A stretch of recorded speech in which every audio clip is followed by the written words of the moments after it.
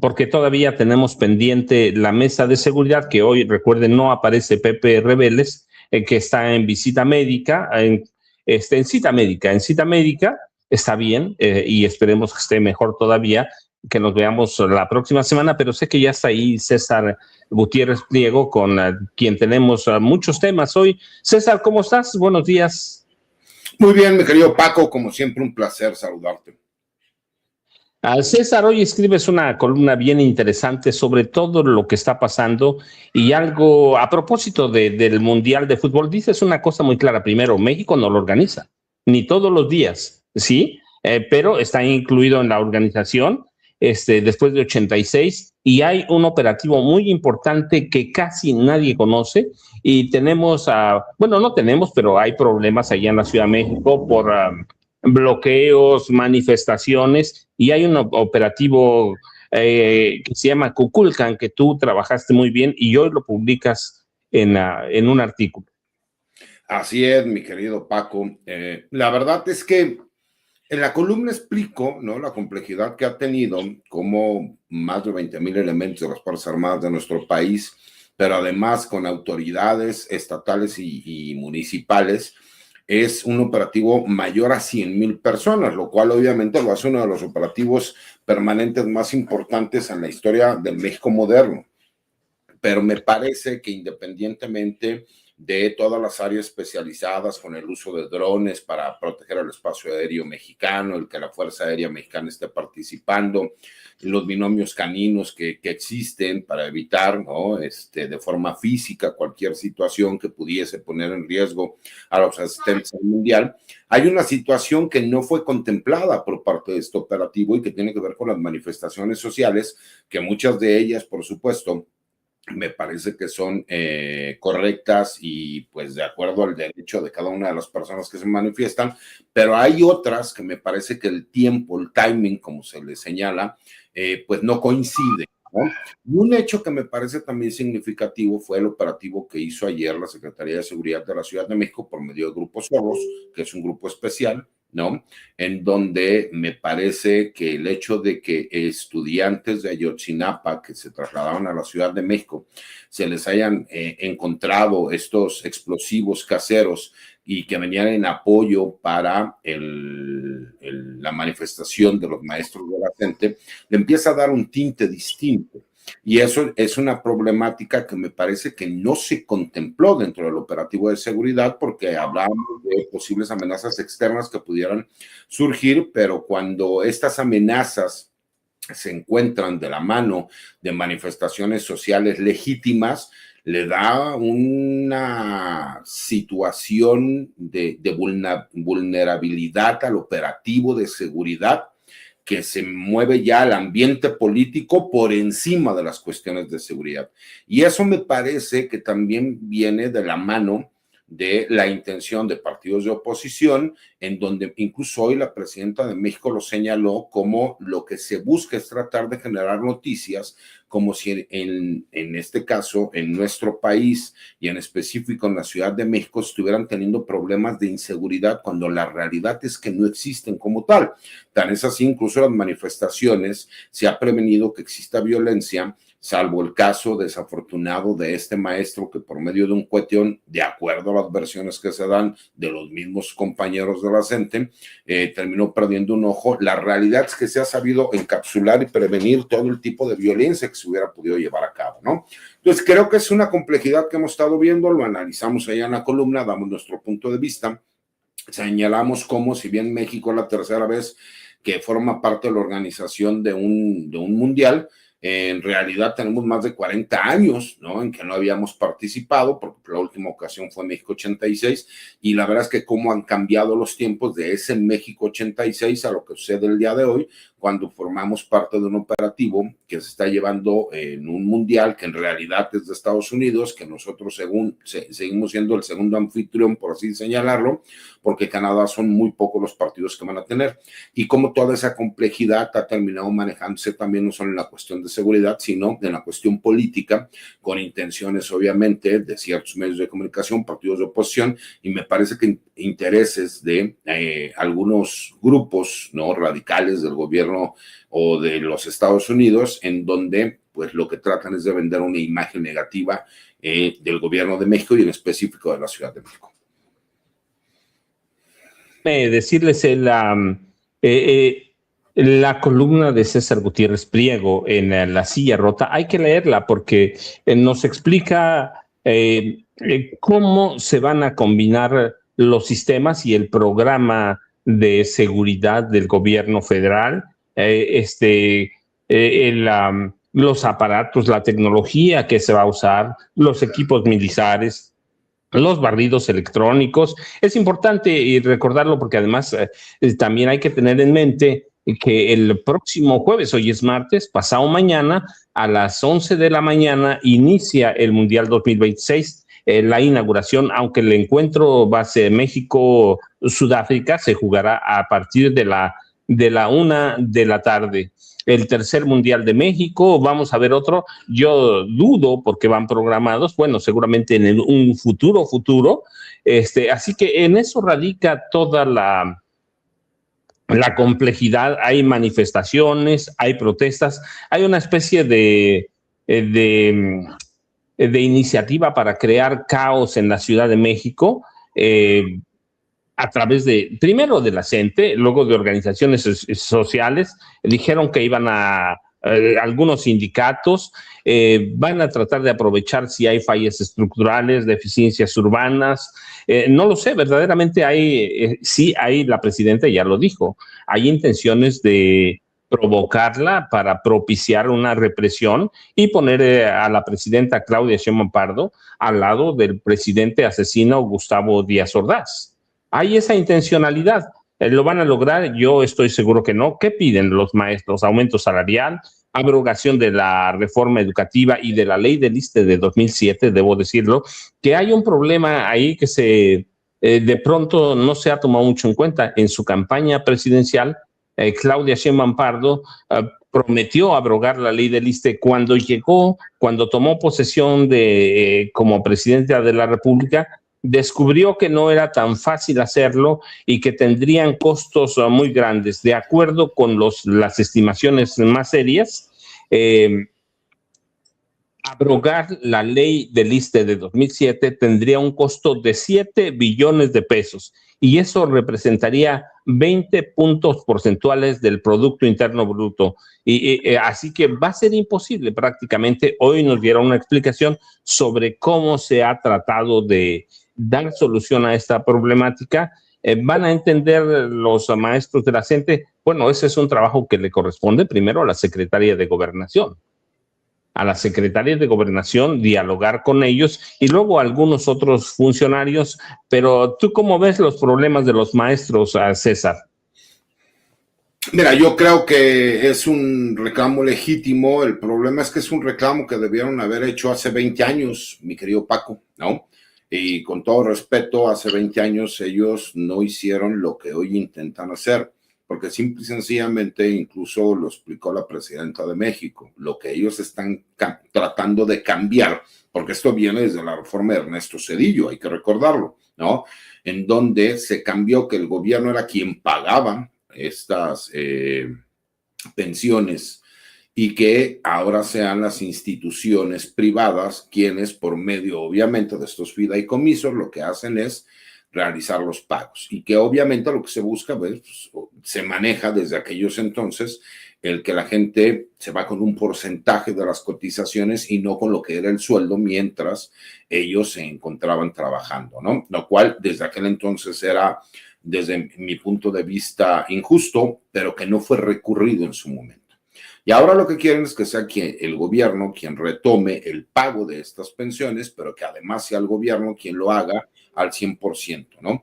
Entonces, me parece, y en lo personal creo que es ilógico, saben que están haciendo un chantaje, y que aunque es legítimo, ¿no? Lo que están buscando, la realidad es que ellos saben que no es posible que se pueda llevar a cabo, porque si se da con ellos, se tendrá que hacer con todos los empleados del gobierno a nivel nacional, y obviamente pues no hay gobierno que pueda aguantar ese tipo de pagos, porque entonces quebrarían. Eso es una realidad que ellos lo saben, y eso les da un motivo para seguirse manifestando, porque saben que es algo imposible que el gobierno, por más que haya una intención de apoyo, lo pueda llevar a cabo.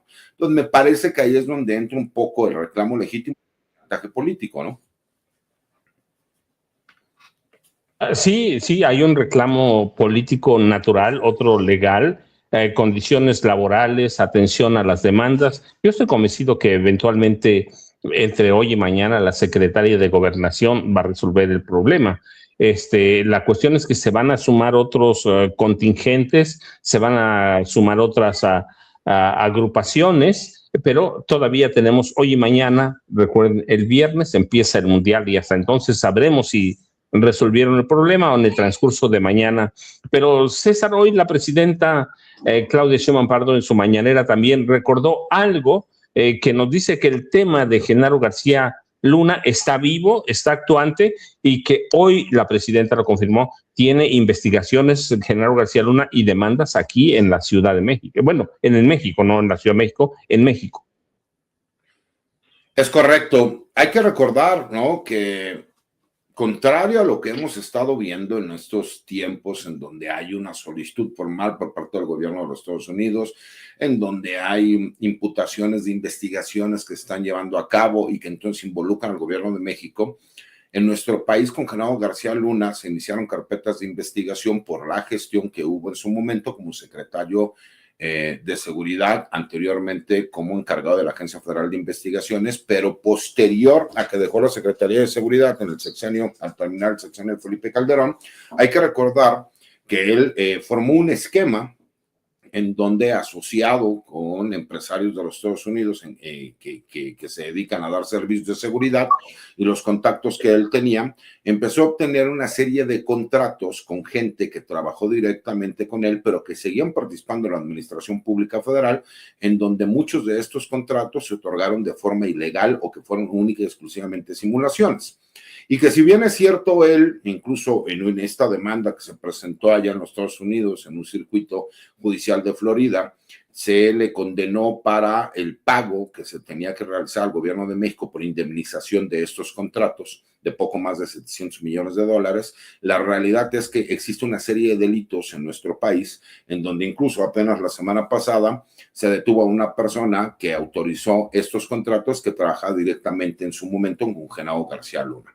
Eso me parece que es importante. ¿Por qué? Porque el problema que nosotros hemos vivido en México es la impunidad que nosotros hemos visto que sucede con personajes de alto perfil, en donde decimos, perfecto, ya fue procesado y sentenciado Genaro García Luna por formar parte de la estructura de un grupo criminal como el Cártel de Sinaloa, en donde él, siendo secretario de Seguridad, la realidad es que simulaba la realización de operativos, pero única y exclusivamente contra grupos antagónicos de este cártel, con la intención de beneficiarlo y él sacar un beneficio de carácter económico. Eso fue por lo cual fue imputado, a grosso modo, y por lo cual fue sentenciado. Pero ¿qué pasa con todos los delitos que se dio en México? ¿Y qué pasa con toda esa estructura de personajes que formaban parte de este grupo y que a su vez pues eran parte de la delincuencia organizada de este país, del Cártel de Sinaloa? Pues obviamente nosotros seguimos esperando que, pues obviamente, existan estas imputaciones en su contra por las carpetas de investigación. Y me parece que es importante que la presidenta de la República lo señale, porque hay que recordar que uno de la mano derecha y socio de Genaro García Luna es Cárdenas Palomino. Pero Cárdenas Palomino no se encuentra en prisión por los hechos de delincuencia organizada que tienen que ver con Genaro García Luna, sino por otros hechos que, obviamente, pues la Fiscalía General de la República solicitó la acción penal en su contra y un juez de control concedió una orden de aprehensión. Entonces, me parece que es importante que en nuestro país empezamos a tener la certeza de que todo aquel que cometa un delito va a terminar siendo presentado ante la autoridad judicial y terminará siendo sentenciado, ¿no? Y que tendremos una Fiscalía General de la República que sea profesional, que sepa realizar su trabajo y que no existe impunidad. Me parece que es importante, ¿no?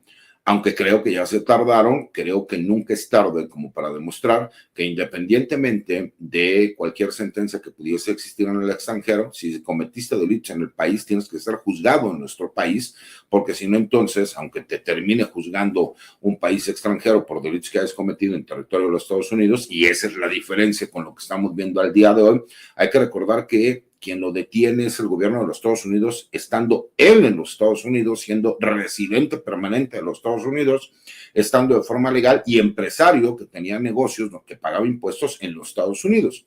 Y fue una acción unilateral por parte del gobierno norteamericano. A diferencia de lo que estamos viendo hoy, obviamente, con estas solicitudes de detención para posteriormente solicitar una extradición. Que hay que recordar que el 30 de junio se cumplen los 60 días que tiene el gobierno de los Estados Unidos para mandar estas pruebas que se están solicitando en México para ver si un juez de control autoriza o concede una orden de aprehensión. Hay que recordar que en México no existen las detenciones como tal, a menos de que sean delitos que se hayan cometido en flagrancia. Entonces, pues obviamente necesitas que un juez autorice una orden de aprehensión para que estas personas puedan ser presentadas. Y esto es con la intención de que nos traigan de la acción de la justicia para si posteriormente solicitan extradición, pues estas personas fueran extraditadas hacia los Estados Unidos, ¿no? Sí, yo estoy de acuerdo contigo. Yo digo que todavía Genaro García Luna tiene muchas cuentas pendientes. César tiene cuentas pendientes con la justicia mexicana, con el país en general. Hay otros exfuncionarios que todavía debían encuadrar con él, entre ellos Miguel Ángel Osorio Chong, el expresidente Enrique Peña Nieto. Pero bueno, es un caso que todavía nos va a dar mucho tiempo. Pero César, tenemos temas pendientes todavía. Ayer encontraron artefactos explosivos 59 en un autobús que venía o supuestamente con estudiantes de Ayotzinapa. 59 artefactos. Se supone que identificaron a alumnos que son responsables de eso y todo eso, pero hemos tenido Ayotzinapa después de 2014, la desaparición de los 43 estudiantes. Hemos tenido Ayotzinapa muy a menudo. César, ¿tú crees que puedan generar violencia como tal? Los explosivos, claro, son para agredir a las fuerzas del orden. Yo platicaba en la mañana un caso, yo conocí un tipo, trabajó conmigo de Ayotzinapa, y uno de esos artefactos más pequeños le voló toda la mano, le reconstruyeron, le pudieron solo salvar 2 dedos, pero esos no son para venir a hacer caricias, César. Sí, la verdad es que incluso si tú ves este tipo de petardos, Paco, están elaborados por encima de lo que normalmente nosotros conocíamos o habíamos visto que se utilizara por parte de manifestantes. Aquí sí vemos un nivel de o sea, son mucho más sofisticados este tipo de explosivos y que, por supuesto, pues me parece que venían con la intención de generar caos. Ese es el problema y es lo que yo decía, a ver, yo puedo entender que no es toda la normal rural de Ayotzinapa, pero sí hay un cierto grupo de líderes radicales que ellos lo que buscan es supuestamente apoyar a la gente. El problema es que un apoyo con violencia de ese tipo lo que generaría es una reacción por parte del gobierno. Y aquí es donde yo nuevamente señalo. Hay que recordar qué es lo que ha sucedido en nuestro país históricamente y que también tenemos el ejemplo de lo que sucedió en Brasil. Con motivo de México 68, lo que iban a hacer las Olimpiadas, nosotros vimos todo el movimiento que hubo por parte que venía desde los Estados Unidos para la movilización de los jóvenes estudiantes. Y hay que entender, quien no ha sido de izquierda desde joven, pues por supuesto que incluso es una irresponsabilidad como ser humano. Y obviamente esta ideología que se buscaba, se sabe y se tiene conocimiento que la Dirección Federal de Seguridad estuvo trabajando en su momento apoyando las ideas de lo que estaba manejando el embajador de los Estados Unidos en México, eso con la intención de generar caos y que el candidato que terminó siendo presidente posteriormente a nuestro país, que era Luis Echeverría, que era secretario de Gobernación en aquel entonces con Gustavo Díaz Ordaz, tuviera la posibilidad de la mano dura, porque muchos estaban buscando un tecnócrata como el papá de Carlos Salinas y Raúl Salinas de Gortari. Todo eso nos da un antecedente, ¿por qué? Porque la forma para entrar pues fue previo a lo que fue las Olimpiadas en México 68.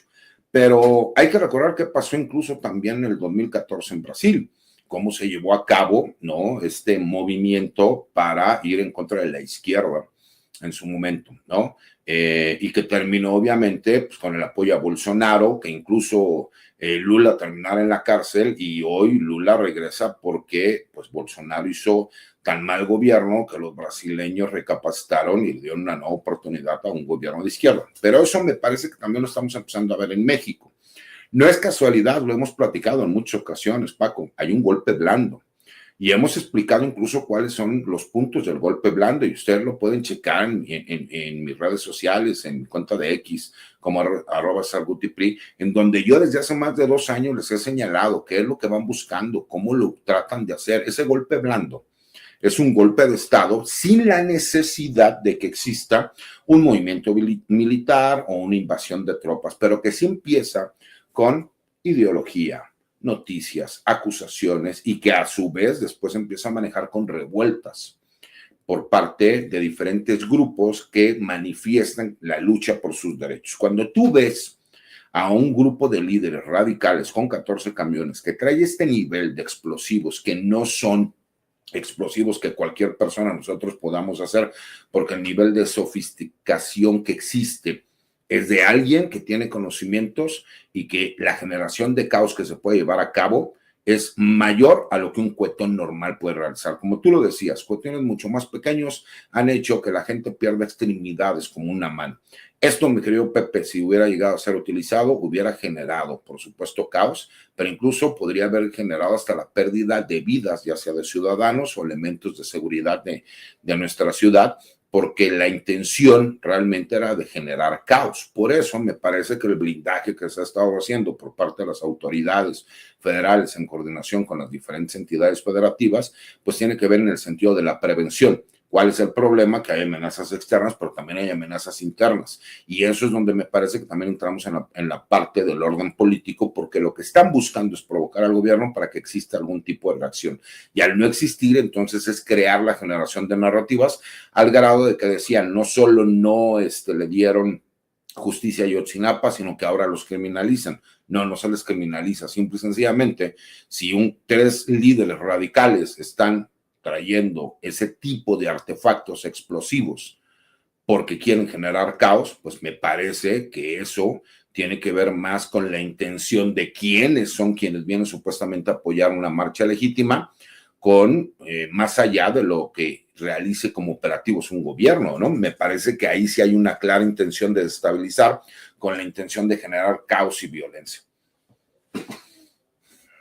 César, ¿con qué nos dejas? Y yo, por favor, les pido, lean esta columna de César en La Silla Rota de hoy. Nos habla del operativo, cómo se preparó, cómo van llevando, y estos elementos que nos está dando César son adicionales, pero el artículo de La Silla Rota nos explica bien todo, o cómo va a operar, cómo van a operar las fuerzas del orden en México.